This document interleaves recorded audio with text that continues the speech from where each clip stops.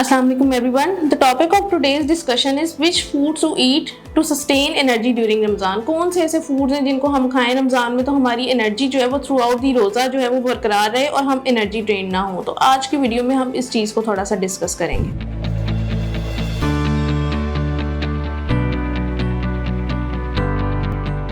अस्सलाम वालेकुम everyone, my name is Isha Zubair और मैं कंसल्टेंट न्यूट्रिशनिस्ट हूँ। मेरी स्पेशलाइजेशंस में weight management, PCOS management, diabetic diet regulation, मतवाज़न ग़िज़ा का ख्याल, हार्ट की ग़िज़ा का ख्याल वगैरह शामिल है। आप मरहम.pk के प्लेटफॉर्म पे मेरी खिदमात हासिल कर सकते हैं।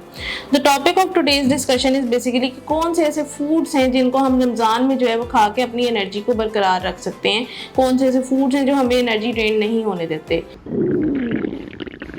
लगता है बाजार के खाने बहुत खाते हो। जी डॉक्टर साहब, मैं ये मेडिसिन प्रिस्क्राइब कर रहा हूँ, वो आप ले लेना। अब कोई भी मसला हो तो मरहम से डॉक्टर की ऑनलाइन कंसल्टेशन बुक करो, क्योंकि डॉक्टर से बात होगी अब घर पर। तो सबसे पहले तो जब हम रोजे की हालत में होते हैं हमारी एनर्जी बहुत डाउन होती है। हमें सहरी में ऐसे कौन से फूड्स खाने चाहिए जिनसे हमारी एनर्जी थ्रू आउट दी रोज़ा और specifically through out the Ramzan बरकरार रहे।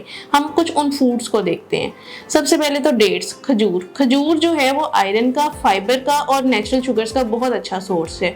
खजूर से आपकी एनर्जी जो है वो सारा दिन बहुत अच्छी मेंटेन रहती है। 30 कैलोरीज इन 1 खजूर। और इसी तरह अगर आप एक मील में जो है वो 3 to 5 खजूर खाते हैं तो आपकी बड़ी अच्छी एनर्जी जो है वो through out the day maintain रहती है। फिर आ जाता है योगर्ट जो है वो प्रोटीन और कैल्शियम का बहुत अच्छा सोर्स है। प्रोटीन, कैल्शियम, इसके अलावा उसमें वाटर कंटेंट बहुत ज़्यादा होता है। तो इन सब चीज़ों का जब वो एक मिक्सचर है, एक कॉम्प्लीमेंट सोर्स है, तो इस वजह से क्या होता है कि हमें feeling of satisfaction, feeling of fullness through out the day रहती है। तो इन चीज़ों को जो है, योगर्ट को, डेट्स को जो है हमें अपनी सहरी में लाजमी इंक्लूड करना चाहिए। फिर कुछ अदर फूड्स होते हैं, जैसे कुछ वेजिटेबल्स होती हैं, उनको आप एज अ सैलेड अपनी फूड में इंक्लूड कर सकते हैं, जैसे ककम्बर्स हैं, लेटिस है, स्पेनिश है। उसके अलावा अगर हम कुछ फ्रूट्स देखें तो फ्रूट्स में हमारे पास मेलन जो है वो वाटर का एक अच्छा सोर्स होने के साथ साथ उनमें नेचुरल शुगर्स होती हैं और वो फाइबर का भी बहुत अच्छा सोर्स है। तो वो आपको through out the day energetic रखते हैं।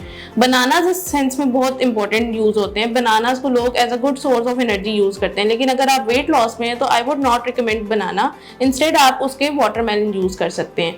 फर्दर हम पाकिस्तानीज जो हैं वो सहरी में पराठे के बहुत शौकीन होते हैं। तो पराठा जो है वो होल व्हीट का अगर हो तो ब्राउन फ्लोर जिसको नॉर्मली कहा जाता है या रेड फ्लोर कहा जाता है, उसका अगर हो तो उससे जो है वो थ्रू आउट द डे आपकी एनर्जी सस्टेन रहती है। फर्दर मोर अगर देखा जाए तो आप चिकन यूज़ कर सकते हैं। चिकन की आप इसको डीप फ्राई ना करें, या सहरी में जो है आप उसको कुछ बारबेक्यू बना के कुछ इस तरह से यूज़ कर लें कि आपको प्रोटीन कंटेंट मिले।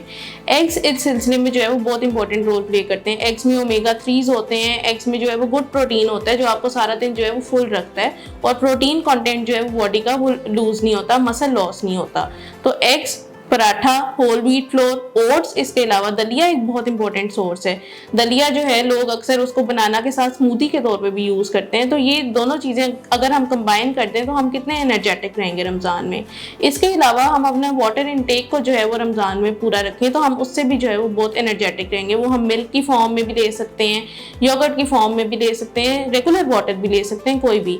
तो कुछ फूड जो आपको एनर्जी मेंटेन करने में ड्यूरिंग रमज़ान हेल्प करते हैं, उनमें सबसे पहले डेट्स आ जाती हैं, फ्रूट्स आ जाते हैं, वेजिटेबल्स आ जाते हैं, होल व्हीट पराठा आ जाता है, एग्स आ जाते हैं, जिनमें फ्रूट्स में जो है वो बनाना, वाटरमेलन, मेलन, और वेजिटेबल्स में स्पेनिश, लेटिस, ये सब चीज़ें आ जाती हैं। तो इन चीज़ों को अगर हम देखें तो हम रमज़ान में जो है वो एनर्जी मेंटेन कर सकते हैं। लेकिन अगर हम फ्राइड फूड्स और दूसरे फूड्स को देखें तो अगर हम वो कंज्यूम करेंगे तो हमारी एनर्जी लेवल ज़्यादा जल्दी कम होगा। आई होप सो कि इन सब चीज़ों को देखते हुए इस डिस्कशन से आपको फ़ायदा हुआ होगा और आपको उन फूड्स की समझ आई होगी जिनसे हम अपने एनर्जी लेवल्स को जो है वो ड्यूरिंग रमज़ान मेंटेन कर सकते हैं।